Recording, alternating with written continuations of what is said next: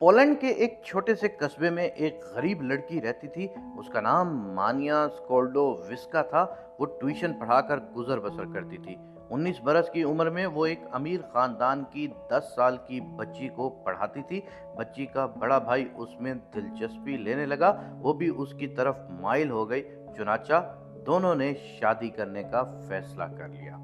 जब लड़के की माँ को इस मामले का पता चला तो उसने आसमान सर पर उठा लिया। उसने मानिया को कान से पकड़ा और पोर्च में ला खड़ा किया। उसने आवाज देकर सारे नौकर जमा किए और चिल्ला कर कहा, देखो ये लड़की जिसके पास पहनने के लिए सिर्फ एक फिराक है, जिसके जूतों के तलवों में सुराख हैं और जिसे 24 घंटे में सिर्फ एक बार अच्छा खाना नसीब होता है, और वो भी हमारे घर से। ये लड़की मेरे बेटे की बीवी बनना चाहती है। ये मेरी बहू कहलाने की ख्वाहिश पाल रही है। तमाम नौकरों ने कहका लगाया और खातून दरवाजा बंद करके अंदर चली गई। मानिया को यूं महसूस हुआ जैसे किसी ने उसके ऊपर तेजाब की बाल्टी उलट दी हो। वो तौहीन के शदीद एहसास में गिरफ्तार हो गई और उसने उसी पोर्च में खड़े खड़े फैसला किया, वो जिंदगी में इतनी इज्जत, इतनी शोहरत कमाएगी कि पूरा पोलैंड उसके नाम से पहचाना जाएगा। ये सन 1891 था। वो पोलैंड से पेरिस आई। उसने यूनिवर्सिटी में दाखिला लिया और फिजिक्स पढ़ना शुरू कर दी।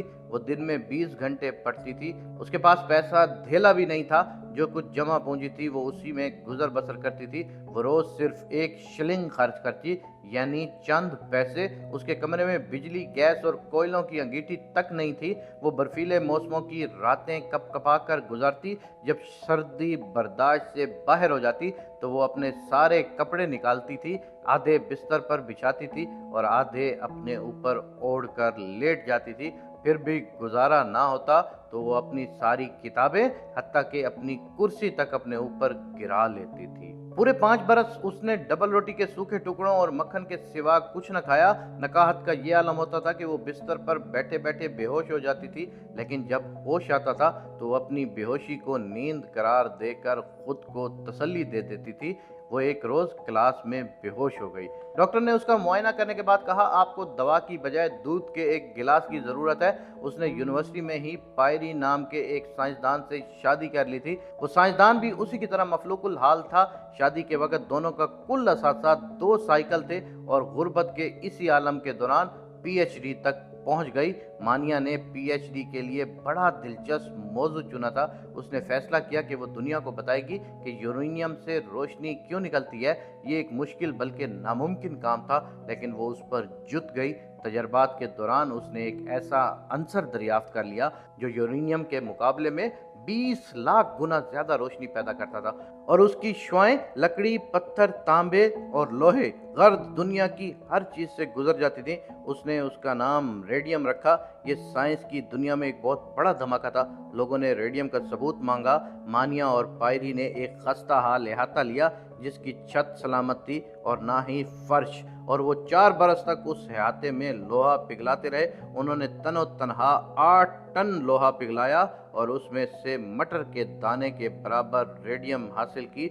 ये 4 साल इन लोगों ने गर्मियां हो या सर्दियां अपने अपने जिस्मों पर झेली। भट्टी के जहरीले धुएं ने मानिया के फेफड़ों में सुराख कर दिए, लेकिन वो काम में जुटी रही और उसने हार ना मानी। यहाँ तक कि पूरी साइंस उसके कदमों में झुक गई। ये रेडियम कैंसर के लाखों करोड़ों मरीजों के लिए जिंदगी का पैगाम लेकर आई। हम आज जिसे शौक का इलाज कहते हैं, ये मानिया ही की इजाद थी। अगर वो लड़की 4 साल तक लोहा न पिघलाती तो आज कैंसर के तमाम मरीज मर जाते।